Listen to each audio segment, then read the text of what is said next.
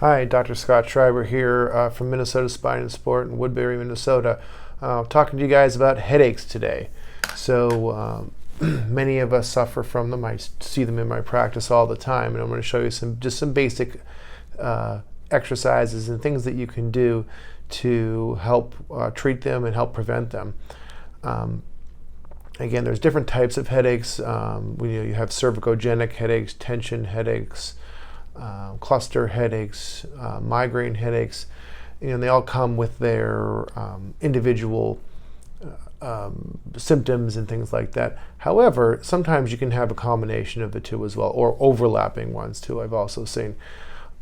There's also many headaches that actually are referred pain from elsewhere, such as myofascial trigger points, even from the when the upper cervical spine, the neck muscle joints become dysfunctional as well. That can contribute to those as well. So there's a lot of different things, but let me show you a few things that you can do. So now some of these muscles back here, which are called the suboccipital muscles, are real culprits for bringing on headaches, and they can refer the pain right around into the head, into the eye, almost like patients will say, like, oh, I have a spear going through my eye or a needle going through my eye. So what I like to do is use these little doohickeys here. These are rock balls by Rock Tape, and what they do, this is about the size of a lacrosse ball. You put this right back here, and I'm going to turn the camera here, and you can actually lean right up against a wall and get the ball back there. What you do is you apply pressure there. You may feel the headache come on stronger, and what you do is you hold it there for a period of time, and once as the headache will dissipate, then you can pull off the ball. I like it against a wall because you can control the amount of pressure that you put on, whether it's greater or more, just by the amount of weight. You can also do it on the floor as well. That is a little bit more, because you get gravity in play there, that's a little bit more challenging and may be bothersome to patients that have really acute type headaches. Another thing I want to show you in the room here is this is my trigger point chart here, and you can see the different referral patterns. So we're coming around here, and I see we've got a little glare, but here we are, especially in the head here. You can see some of these muscles right here, the sternocleidomastoid muscles can do it.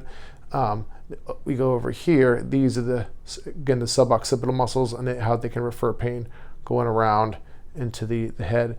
You also have the pain in the jaw muscles here that can come up into the head, as well as the upper trapezius right over here, which are definitely some culprits. I see those every day in practice. So with the upper trapezius muscles, similar situation. You got your rock ball here. You can get it back in through there, and then just lean up against the wall. You can also use the big boy here as well, depending on your size and the location of the trigger points. So for the ones up top here, they're a little bit more difficult. You put the ball here, you lean over into a doorway, or like your head is actually in the doorway, where the ball is in your shoulder on the other side around the corner there, such as this here. So you can see myself. I'm just going to switch arms for a better. So here's the ball, goes in through here. You lean into the doorway just like this, and you lean in, and I can totally feel it. I got a good one right there.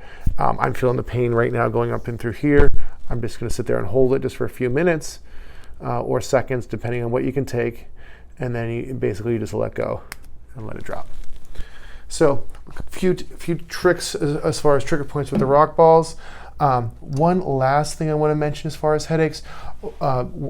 Big culprits are what are called the deep neck flexors. If you move your throat out of the way, the muscles back through there, when they're weak, that predisposes us to neck pain and headaches. So definitely strengthening those, and which are done fairly easy but often neglected. So what you do there is you're going to do a chin retraction, where you're going to sit there. So you give yourself a double chin, and you just sit there and hold it like this. The contraction doesn't have to be really hard or anything like that, but just enough to hold it and give yourself that double chin. Do you like mine? So basically, that's what you do, and you can hold those for periods of time, building up slowly. You'll even find that they will get fatigued very easily. We again in healthcare, we always focus on the back of our neck, but we never focus on the front. So if you have any questions, any concerns, feel free to shout them out. Let me know what you guys think. I'm here for you guys, so don't be bashful, and I'll see you in the next video. Thanks. Bye.